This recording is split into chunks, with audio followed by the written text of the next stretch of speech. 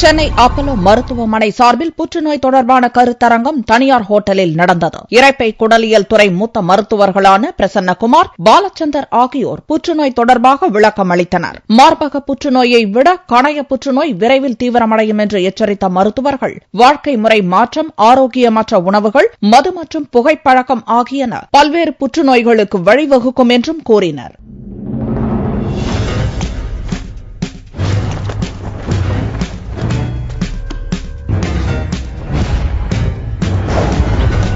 சென்னை புதுக்கல்லூரி வளாகத்தில் AIDS, HIV தொடர்பான விழிப்புணர்வு நிகழ்ச்சி நடந்தது. எய்ட்ஸ் தடுப்பு மற்றும் கட்டுப்பாடு சென்னை மாவட்ட கண்காணிப்பாளர் கார்த்திகேயன், புதுக்கல்லூரி முதல்வர் அப்துல் மாலிக் உள்ளிட்டோர் பங்கேற்றனர். கல்லூரியில் செயல்பட்டு வரும் ரெட் ரிப்பன் கிளப் சார்பில் இந்த விழிப்புணர்வு நிகழ்ச்சிக்கு ஏற்பாடு செய்யப்பட்டிருந்தது.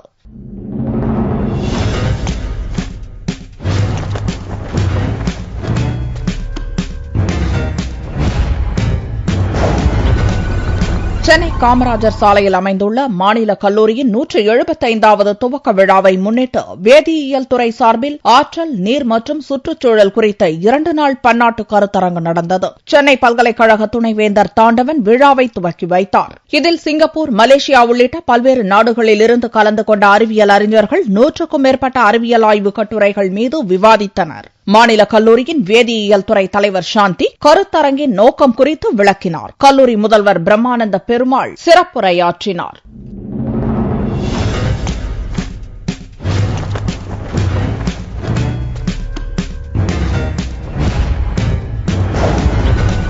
சென்னை காயிதே மில்லத் அரசு மகளிர் கல்லூரி கணினித்துறை சார்பில் சமகாலத்திய தகவல் தொழில்நுட்ப கண்டுபிடிப்புகளின் ஆராய்ச்சி மற்றும் ஆய்வு முறைகள் எனும் சர்வதேச கருத்தரங்கு கல்லூரி வளாகத்தில் நடந்தது.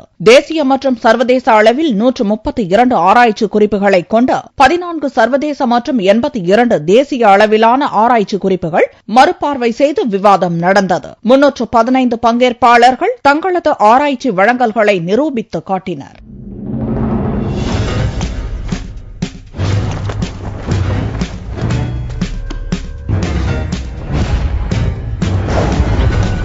மீனம்பாக்கம் ஜெயின் கல்லூரி வளாகத்தில் 7வது இந்து ஆன்மீக கண்காட்சி நடந்து வருகிறது. இதில் 258 அரங்குகள் அமைக்கப்பட்டு இந்தியாவில் உள்ள அனைத்து சிறப்புமிக்க கோவில்களின் விளக்கப்படங்கள், கோவில் மாதிரிகள், ஆன்மீக புத்தகங்கள் காட்சிக்கு வைக்கப்பட்டுள்ளன. இதில் சிறப்பு அம்சமாக பக்தி பாடல்கள், பஜனைகள், சிறுவர்களுக்கான ஆன்மீக போட்டிகள் நடத்தப்பட்டு வருகின்றன. வரும் 9ஆம் தேதி வரை நடக்கவுள்ள இக்கண்காட்சியை பக்திமான்கள், மாணவர்கள், சமூக ஆர்வலர்கள் ஆயிரக்கணக்கானோர் பார்த்துச் செல்கின்றனர்.